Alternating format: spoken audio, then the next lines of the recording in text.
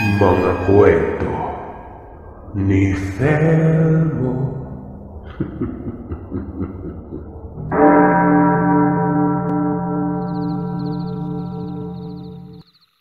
Taong 1978.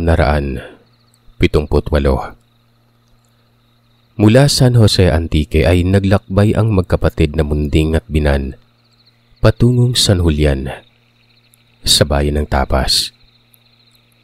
Nasa edad na 22 si Binan at 20 naman si Munding noon. Naglakad sila papuntang San Julian para sunduin ang kanilang ama na 3 araw nang hindi nakauwi.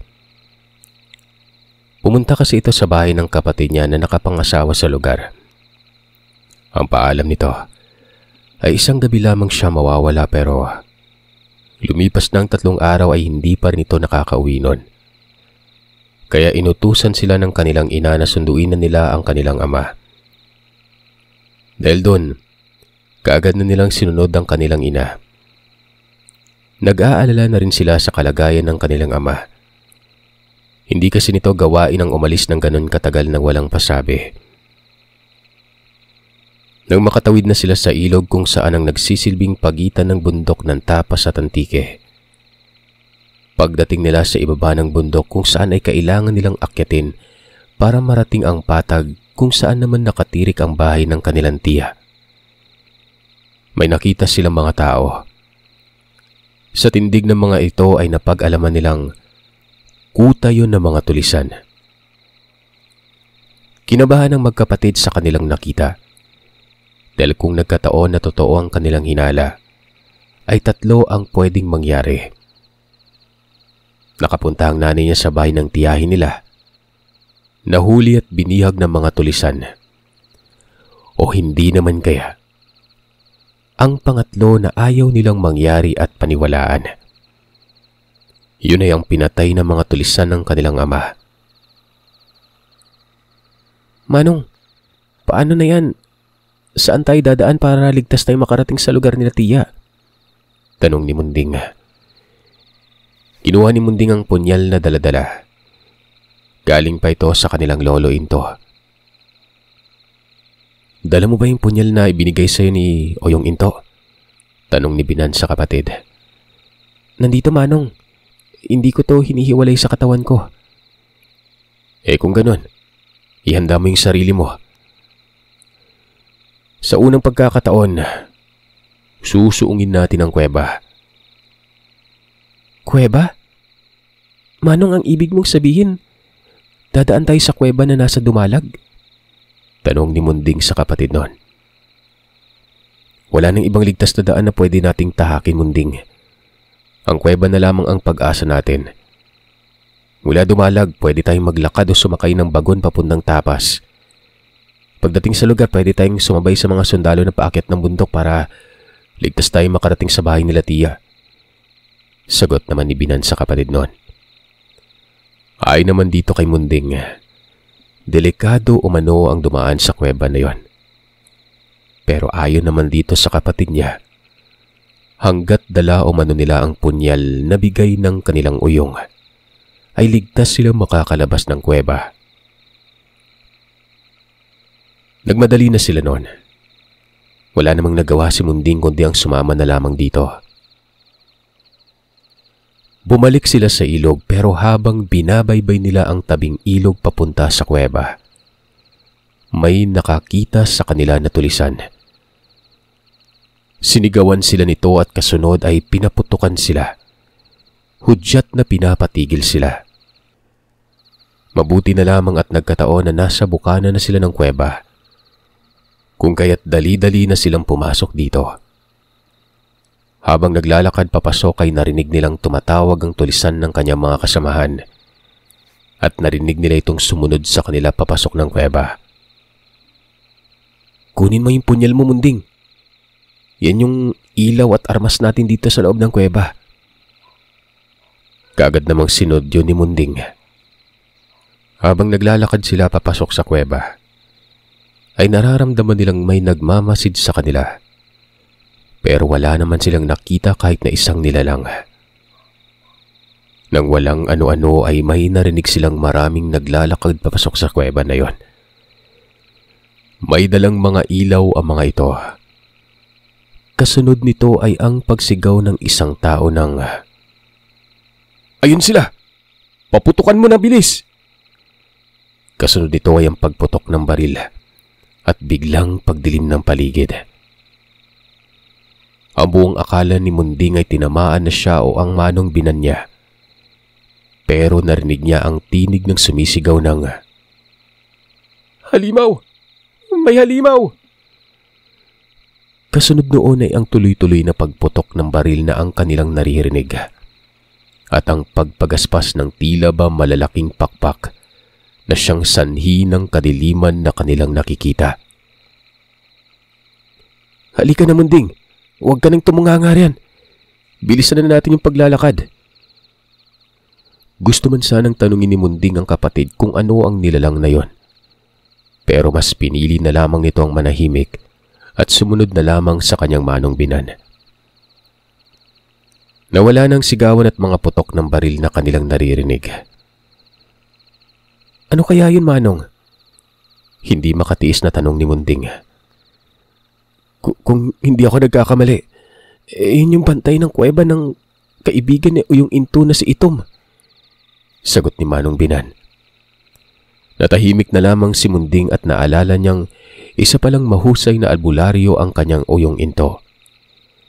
Bago ito namatay ay binigyan nito silang magkapatid ng tig-isang punyal.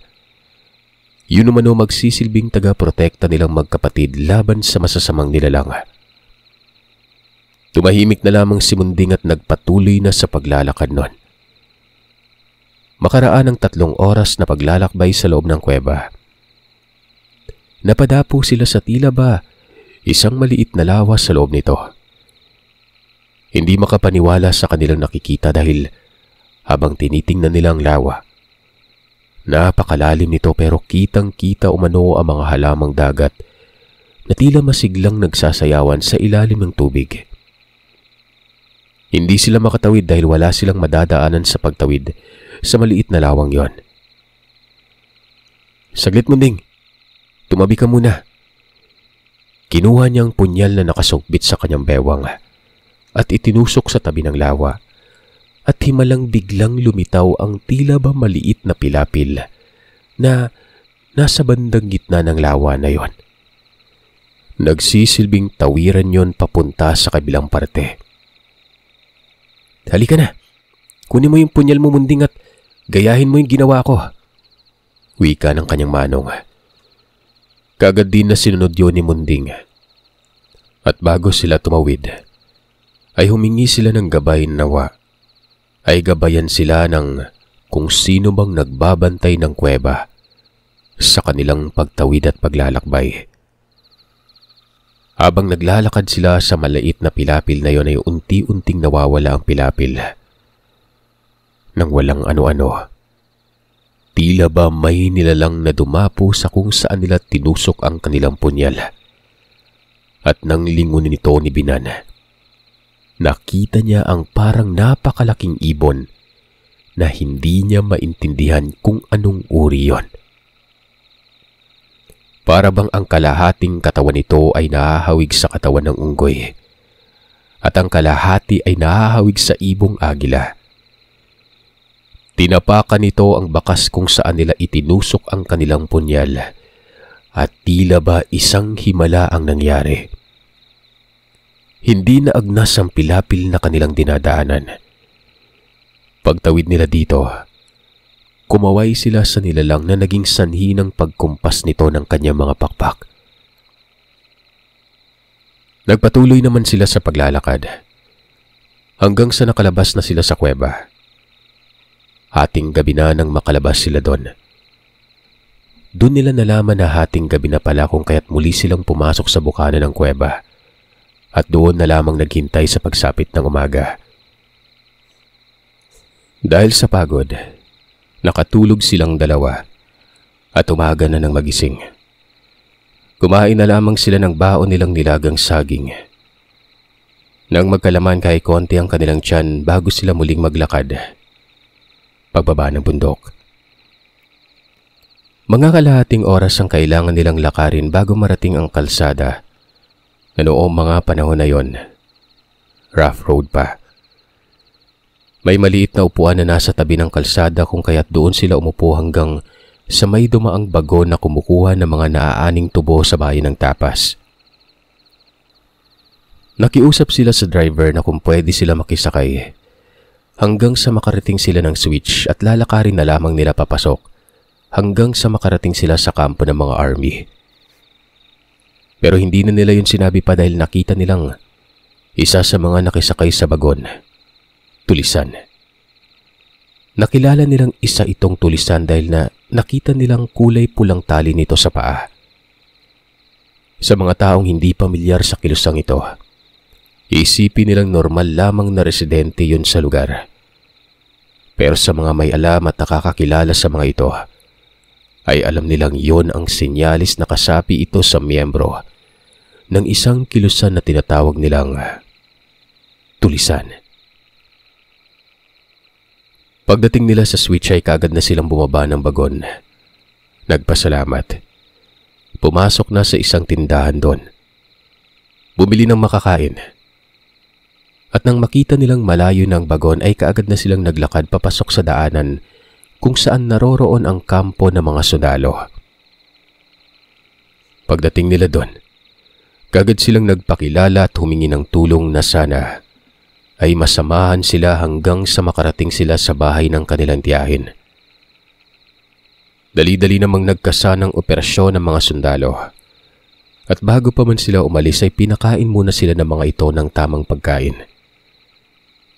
Nagpasalamat naman sila. Pinatay na ang hiya at nagsimula ng kumain nun.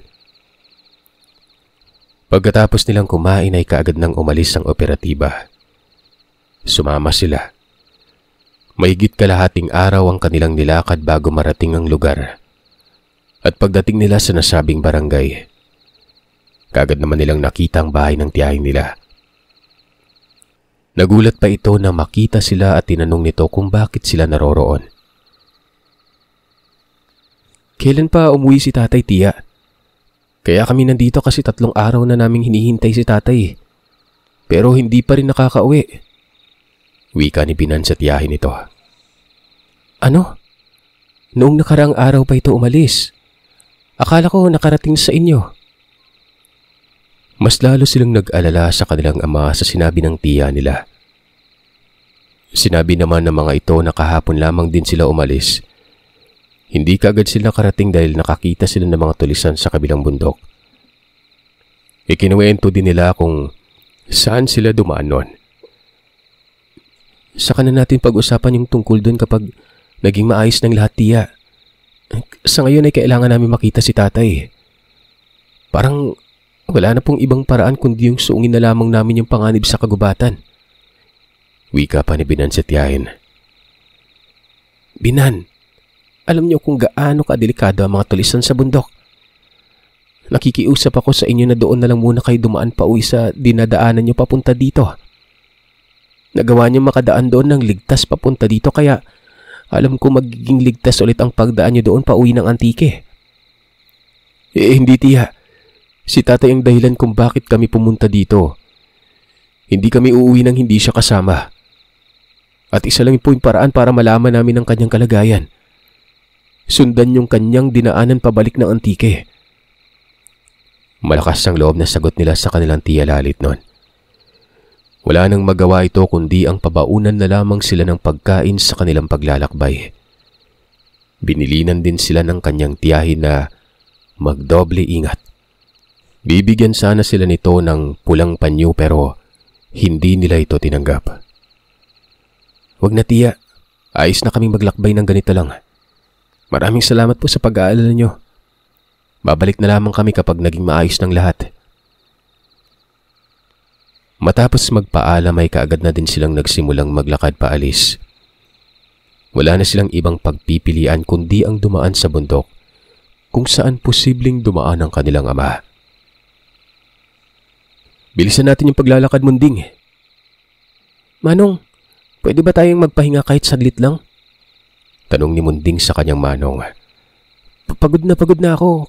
Kahapon pa tayo walang tigil sa kakalakad. Sumang-ayon naman si Bina na magpahinga muna sila ng saglit. At para maging ligtas, napagpasya nilang umakyat sa isang malaking puno ng mangga na may malalagong dahon at malalapad na sanga. Saglit silang nahiga sa sanga pero dahil sa pagod sa paglalakad, kaagad silang nakatulog noon. Nagulat sila na makita nilang madilim na ang paligid nang nagising sila. Nakarinig sila ng mga yabag ng tila ba naglalakad sa ilalim ng puno. Mabilis na mga yabag yun na parang nagsisitakbuhan. Ilang sandali pang nakaraan ay may mga putok ng baril na silang naririnig na tila ba nagkaroon ng inkwentro sa pagitan ng mga tulisan at ng mga sundalo na sinundan nila paakyat ng bundok. Nang napagtanto nilang abala na ang mga tulisan sa pakikipaglaban sa mga sundalo, bumaba sila ng puno at nagdahan-dahan sa paglalakad paakyat ng bundok. Habang naglalakad sa daan, ay siyang pagkain nila ng nilagang kamote na pinabaon sa kanila ng kanilang tiyahin. Talasan mo yung pakiramdam mo, Munding. Kailangan nating maging pihilante sa ganitong pagkakataon. Pagkasabi niya sa kapatid, bigla niyang naramdaman ang pag-init ng kanyang punyal. Manong! Wika ni Munding sabay bunot din ito sa kanyang punyal. Alisto ka, tol. Maya-maya pa, may naramdaman silang lumalapit sa kanilang nilalang. Ilang sandali pa ay may nakita si Munding na dalawang pares ng mapupulang mata sa mismong likuran ng kanyang manong. Nabigla ito at binato niya ito ng kanyang punyal. Natamaan niya ito sa noo. Nakamulat ang mata ng nilalang habang nakahandusay sa lupa. Ilang sandali pa ang dumaan at nawalan na ito ng hininga. At doon ito unti-unting nagpalit ng anyo. Nagulat sila nang makilala ang nilalang na yon. Ito yung tao na kasabayan nilang sumakay sa bagon kaninang umaga. Miyembro ito ng tulisan pero hindi lamang ito basta-basta tulisan. Dahil isa itong aswang. Siguro ay hindi nito naisip na may alam sa paghawak ng sandata magkapatid. Kung titingnan kasi magkapatid na ito, ay hindi sila makikitaan ng kaalaman pagdating sa mga hindi ordinaryong bagay. Lumaki ang dalawa sa pangangalaga ng kanilang uyong into. Kaya nga sa kanilang dalawa, ipinamana ang punyal na pagmamay-ari nila ng kanyang kakambal. Subalit ang pagmamay-ari nila ng punyal ay sekreto. Walang nakakaalam na kahit na sino kahit pa ang kanilang magulang. Tanging silang dalawa lamang ang nakakaalam ng kanilang pagmamay-ari noon. Marami ang naghahanap kung saan at kung kanino naiwan ang punyal ng kanilang uyong at ng kambal nito. Isa na sa mga naghahanap sa mga armas na yan ay ang kanilang tiya Lalit. Pero ni Katiting ay hindi nila hinayaan na makuha ito ng kahit konting ideya na sila ang may hawak na mga ito. Nilapitan ni Munding ang nilalang at binunot ang punyal sa noo nito. Nasaksihan nila kung paano yun naging abo at ang usok na kulay itim ay pumasok sa hawakan ng punyal na siyang ikinagulat nilang magkapatid. Kung ganon, totoo ang sinabi ni Oyong Into na magiging abo ang kung sino mang masamang nilalang na matatamaan ng punyal.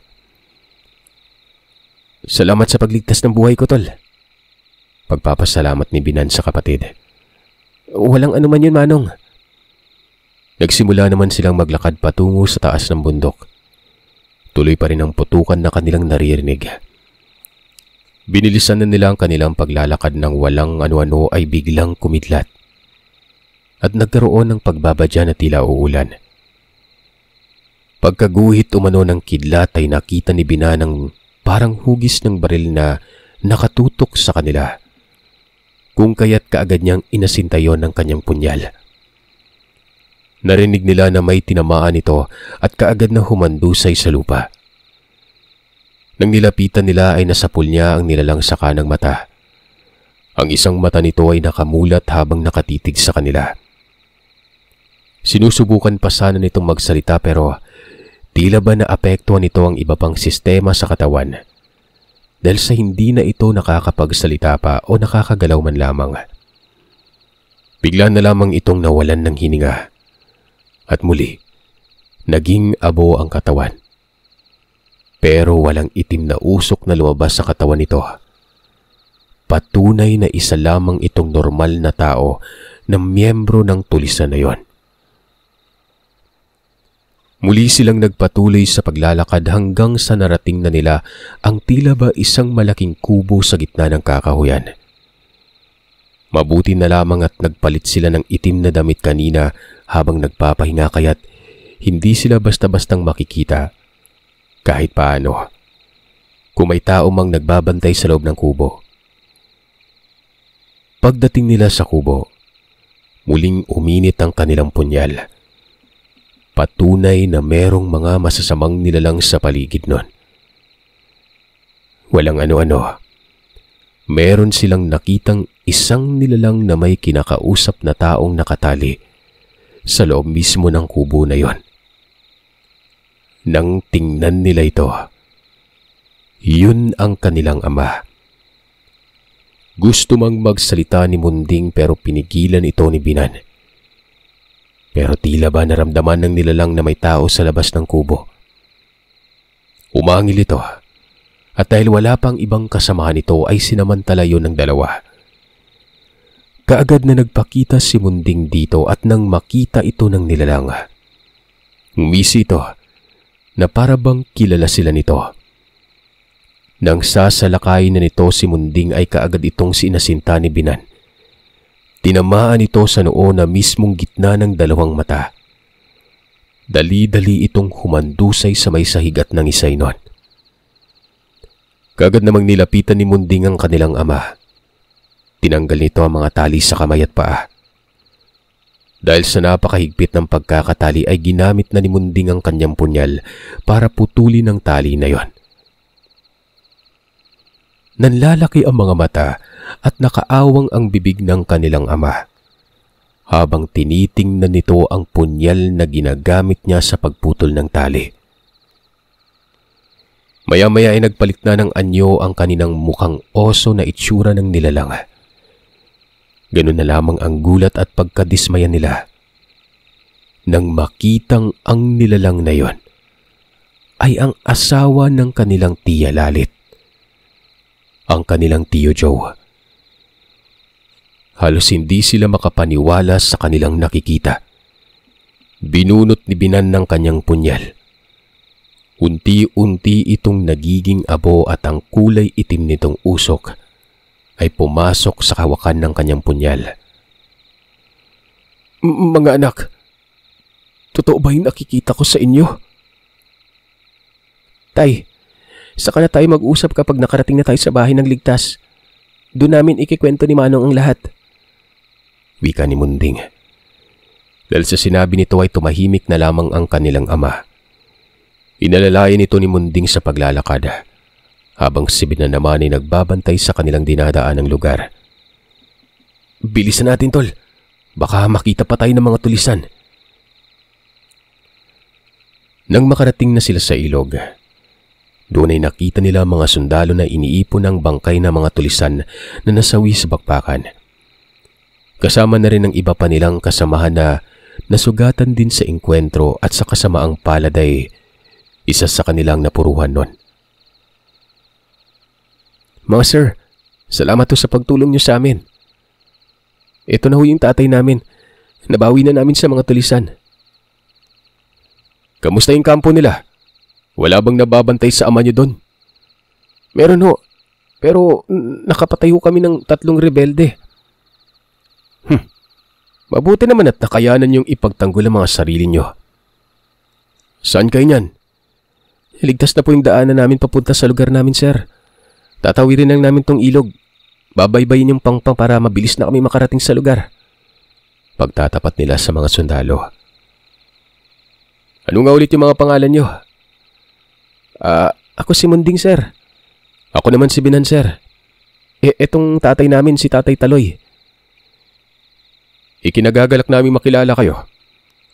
Sige na, magsimula na kayo maglakad at babalik na rin kami sa kuta. Nagmadali na silang tumawid sa noon ay hanggang bewang na tubig ng ilog. Pinagtulungan nilang magkapatid na maitawid ang nangihina nilang ama. Dahil siguro sa halos 3 araw na itong nakatali at walang maayos na pagkain. Ang hindi lubos maintindihan ay kung bakit ang tiyuhin nila ang may kagagawan nun sa kanya. Kung kaya't nagdududa na sila maging sa kanilang tiya Lalit. Kahit pagod na ay nagpatuloy sila sa paglalakad hanggang sa inabutan na sila ng bukang liwayway at doon lamang nila naisipan na magpahinga na muna. Saglit silang naupo sa gilid ng ilog at saglit na pumikit. Dahil sa pagod ay nakatulog silang 3. Nagising na lamang sila sa mga pagtawag sa kanilang pangalan. Nang imulat nilang kanilang mga mata, ay ang kanilang tiyo Ruding, tiyo Minggoy at ang kanilang pinsan na si Bobong. Ang buong akala ng mga ito ay kung ano ang nangyari sa kanila. Anong nangyari sa inyo? Manong, anong nangyari? Tanong ng kanilang tiyo Ruding sa kanilang ama. Pero tila ba hindi maimulat ng kanilang ama ang mga mata. Hinang-hinayon kung kaya't kaagad itong pinagtulungan ng kanilang tiyuhin. Ano bang nangyari sa ama niyo, Munding? Binan? Nag-aalalang tanong sa kanila ng kanilang tiyuhin. Mahabang istorya, tiyoy. Saka na po namin isasalaysay sa inyo pagdating natin sa bahay. Dahil doon ay pinagtuunan na lamang muna nila ng pansin ang kanilang paglalakad. Nasa 3 oras pang kanilang nilakad bago nila marating ang kanilang tahanan. Puno ng pag-aalala na sinalubong sila ng kanilang ina. Kagad naman nilang ipinasok sa bahay ang kanilang ama at doon ay tuluyan itong nakatulog maghapon. Silang dalawa naman ay hindi tinatantanan ng kanilang ina at mga tiyuhin kung ano ang nangyari at doon nila ikinuwento kung ano ang kanilang napagdaanan. Manghang-mangha ang mga ito dahil nagawa nilang makadaan sa isang mahiwagang kuweba na yon. Ang kanilang uyong into ang huli nilang natandaan na dumaan doon sa kuweba. At maliban dito ay wala nang nakakadaan doon. Maliban sa kanilang dalawa. Ang narinig nila, ang sino mang pumasok sa kuweba ay hindi na nakakabalik pa. Kung hindi nawawala ay nababaliw ang mga ito. Marami ang pumapasok sa kuweba sa kadahilan ng doon ang lugar na hinihilaan ng mga ganid sa lihim na aral. Iniisip ng mga ito na doon iniwan ng kanilang uyong into ang mga sandata nitong punyal. 2 punyal ito. Isa sa kanya at ang isa ay pagmamayari ng kambal niyang si Inte. Pero ni isa sa mga ito ay walang nakuha. Hindi nga nakita ng mga ito kung anong itsura ng punyal. Tanging ang mga taong alam nilang may alam sa lihim na aral ang pumapasok dito. Ang hindi alam ng mga nilalang, tanging ang mga itinakda lamang na mga ngalaga sa punyal ang siyang makakahawak at makakagamit nun. Dahil sa sinabi ng kanilang tiyo Ruding, ay mas naunawaan nila kung para saan at sa ano ang gamit ng kanilang punyal. Doon na nagtanong ang kanilang tiyo kung ano ang nadiskubre nila sa kanilang tiyo na siyang bayaw ng kanilang ama. Nakita po namin siyang may pinapainom na maitim na likido sa tatay, tiyo. Pinapainom niya kay tatay habang nasa anyong aswang siya. Maliban pa doon, kasapi din siya na miyembro ng rebelde doon. Pagtatapat nila sa mga kapatid ng kanilang nanay. Napamura na lamang ang kanilang tiyo Ruding at Minggoy habang sinasambit ang mga katagang, "Niyayanggaw yung ama niyo. Baka yun yung dahilan kung bakit gano'n na lang yung panghihina niya." "Paano yan, tiyoy? Paano namin mababalik sa dati si tatay?" "Maghanap tayo ng isang magaling na albularyo. Yung nanliligaw kay Biana, si Igo. Yung taga San Rafael sa bayan ng Dumalag. Magaling na manggagamot yon. Doon yun kagabi sa bahay nila Biana dahil may mga nagpagamot sa kanya. Sana nandun pa. Dito na muna kayo at pupuntahan ko lang. Wika ng kanilang Tiyo Minggoy nun. Pagkaalis nito ay nagpasya na muna silang maglinis ng katawan, kumain at magpahinga. Pagod na pagod sila sa walang tigil na paglalakad at pakikipaglaban. Ayon pa sa kanilang ina, habang natutulog sila ay dumating ang kanilang Tiyo Minggoy at si Igo. Tiningnan nito ang kanilang ama at hindi nga nagkamali ang kanilang tiyo nun. Niyanggaw ang kanilang tatay Taloy.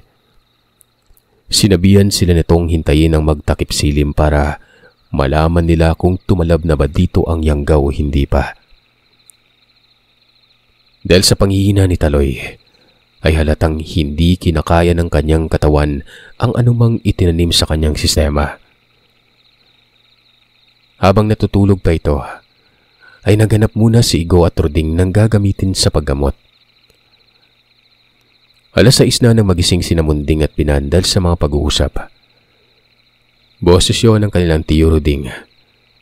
May kausap silang isang lalaki na kung hindi sila nagkakamali. Yun si Igo. May hawak itong baso na naglalaman ng inumin nun. Pumasok ito sa silid ng nanay at tatay nila, kung kaya't naisip nilang ito na si Igo. Dali-dali silang sumunod at sumilip sa silid. Pero pinapasok sila ng manggagamot at sinabihan na sila ang humusga sa kung anumang klase ng hayop na lalabas sa mismong sistema ng kanilang ama.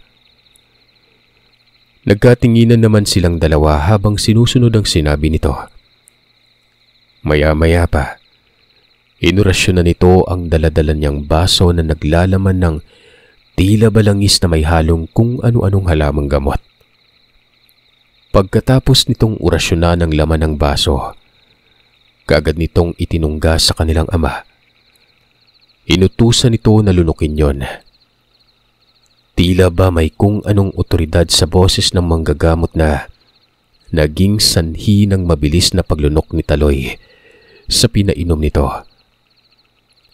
Pagkatapos nitong mainom ang gamot, umubo ito. Parang hinihingal ang hininga nito na tila ba nasusuka. Nagtagal ang ganoong sitwasyon sa loob ng kalahating oras. Pagkatapos ay umaktong nasusuka ang kanilang ama. Kaagad na isinalo ng manggagamot ang batya na sasalo sa sukan ng kanilang ama nun. Maya-maya pa, tuluyan ng sumuka ang kanilang tatay Taloy. Halos hindi maputol-putol ang pagsusuka nito ng malapot at nakakasukang amoy ng laway. Tila ba hindi ito mahinto-hinto. Nang walang ano-ano ay may lumabas na tila itlog ng palaka sa suka nito. Kulay itim yon na parang naghuhugis sago. Napakarami na kung sasahurin mo ng plato ay hindi kasya. Nandidiri naman si Binan at Munding. Pero sabi ng manggagamot, ang makakapatay lamang sa nilalang ay ang abo na mga masama nitong kalahi na pumasok sa kanilang mga punyal.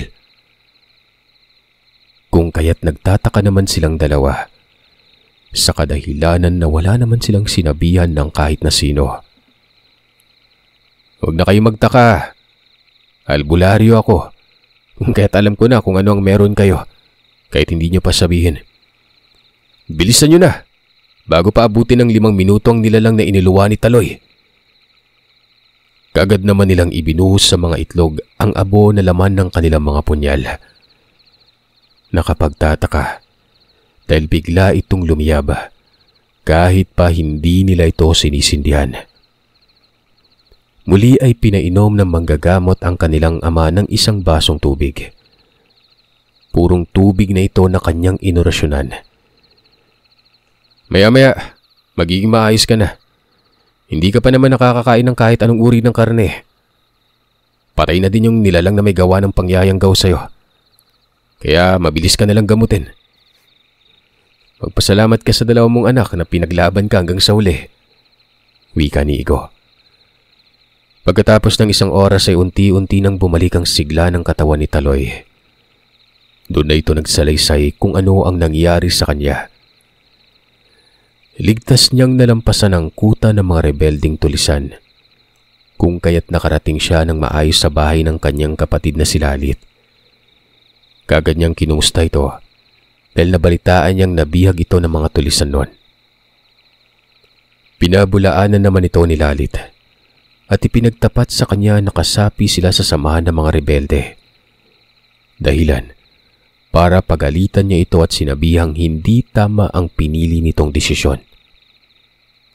At naroroon nga ang kanyang bayaw noon at sinigurado naman ito na magiging ligtas silang mag-anak, kung kaya't wala na siya magagawa dahil nangyari na. Sinabihan siya ng kanyang kapatid na huwag niyang isumbong ang kanilang totoong katayuan sa buhay. Tumango na lamang siya dito at dahil sa nalaman ay nagpaalam na lamang siyang uuwi na. Nagmagandang loob na mano-mano ang kanyang bayaw na ihatid na siya para mabigyan siya ng proteksyon sa mga kasama nitong tulisan. At dahil sa asawa ito ni Lalit, nagtiwala siya dito. Pero nang makarating sila sa bundok ay biglang nag-iba ang ihip ng hangin.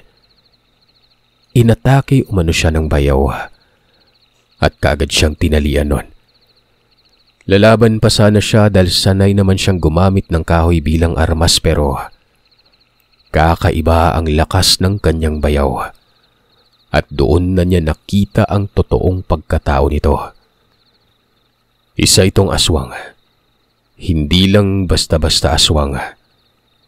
Kasama siya sa mga inaasahan ng kanyang kasamahan pagdating sa labanan. Dahil sa hindi siya maatim na patay nito, dala na din siguro sa utang na loob nila kay Taloy. At para makasiguradong mahahawakan niya nito sa leeg, ay inisip niyang gawin na lamang si Tatay Taloy noon. At yun na nga ang naabutan na pangyayari nila Binan at Munding. Matapos ang pangyayaring yon ay naging doble ingat na silang magpamilya. At ang dalawa naman ay pinuntahan ng mga sundalo para hikayati na mag-training. Dahil nakikita nila sa mga ito ang kagitingan at ang pagiging matatag. Sumama ang dalawa. Bago pa man sila sumabak ng pag-iensayo, pinunta nilang kanilang tiya Lalit. Pero wala na silang inabutan sa bahay nito. Sinabi ng mga tao doon na nag-alsa balutan nito kasama ang 4 nitong mga anak. Ni hindi man lamang umano ito nagpaalam. Pagkatapos nilang malaman ito ay hindi na lamang nila nahinanap pa. Ibinuhos na lamang nila ang atensyon sa pag-iensayo. Bilang isang magiting na sundalo na dala-dala ang kanilang mga punyal.